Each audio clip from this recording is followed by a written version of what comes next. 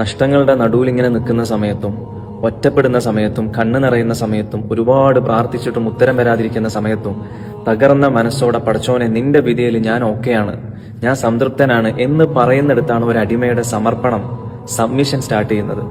അതാണ് ഇബ്രാഹിം നബി അലൈഹി സ്വലാത്തു വസ്സലാം നമുക്ക് പഠിപ്പിച്ചു തന്ന ഇസ്ലാം. പടച്ചോൻ നമ്മുടെ അടുത്ത് നിന്ന് ഡിമാൻഡ് ചെയ്യുന്നത് എന്താണെന്നറിയോ? നമ്മുടെ അറിവോ പൈസയോ പദവിയോ ഒന്നുമല്ല, നമ്മുടെ സറണ്ടറാണ്, സബ്മിഷനാണ്.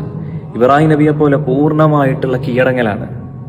പരാതികളില്ലാതെ നമ്മളെ തന്നെ അള്ളാഹുലേക്ക് നമ്മൾ സമർപ്പിക്കലാണ്. വൃദ്ധനായിരുന്ന സമയത്ത് ഒരുപാട് ദുആ ചെയ്ത് കിട്ടിയ മകൻ ഇസ്മായിൽ നബിയെ ബലിയർക്കാൻ പടച്ചോൻ പറഞ്ഞപ്പോ എങ്ങനെയെന്നോ എന്തിനെന്നോ എന്നുള്ള ചോദ്യങ്ങളില്ല. അവിടെ കത്തിയെടുത്ത് മകന്റെ കഴുത്തിൽ വെക്കുകയാണ്.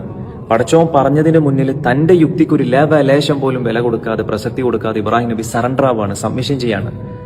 ഇന്നത്തെ ബുദ്ധിജീവികളെന്ന് അവകാശപ്പെടുന്നവരെങ്ങാനും ആ സമയത്ത് അവിടെ ഉണ്ടായിരുന്നെങ്കിൽ ഇബ്രാഹിം നബി അവർ ഭ്രാന്തൻ എന്ന് വിളിക്കുമായിരുന്നു. സ്വന്തം മകൻ എന്ന ഇഷ്ടത്തെക്കാൾ റബ്ബിന്റെ തീരുമാനമാണ് വലുത് എന്ന് അദ്ദേഹം തെളിയിച്ച ആ മൊമെന്റിലാണ് അത്ഭുതം സംഭവിക്കുന്നത്.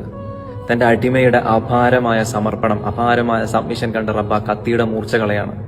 പകരം സ്വർഗത്തിൽ നിന്ന് ഒരു ആട്ടിൻകുട്ടിയെ ബലിയർക്കാൻ നൽകുകയാണ്. ഇനിയിപ്പോൾ ഇതൊക്കെ കേൾക്കുമ്പം സ്വയം ബുദ്ധിജീവികളെന്ന് വിശ്വസിക്കുന്നവർ മായാവി കഥയെന്നോ ബാലരമ കഥയെന്നൊക്കെ പറഞ്ഞ് പരിഹസിച്ച് തള്ളിക്കളഞ്ഞേക്കും.